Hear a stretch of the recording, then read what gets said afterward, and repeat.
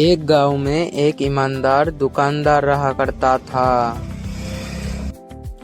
वो ईमानदार था इसलिए उसकी दुकान बहुत कम चल रहा था। फिर इसने उठ के देखने गई तो इसकी सब्जियां पचने लग गई थी, क्योंकि इसकी दुकान बहुत कम चलने लगी थी। पर ये बहुत रोने लगी क्योंकि इसकी दुकान बहुत कम चल रही थी, इसकी लॉस होने लगी।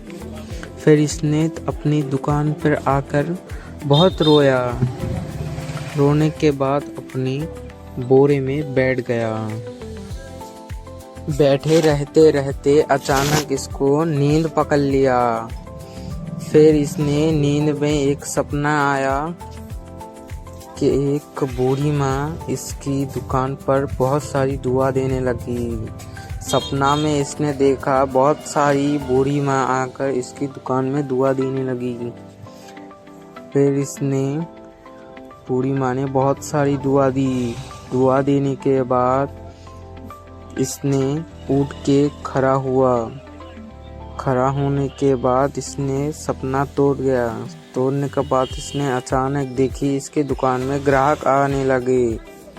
बहुत सारी ग्राहक आने लगे, बच्चों से लेकर बूढ़ी तक भी आने लगी।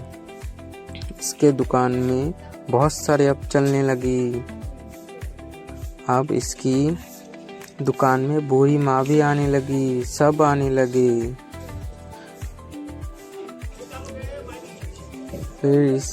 फिर इसकी दुकान की बहुत सारी जगहों पर चर्चा होने लगी।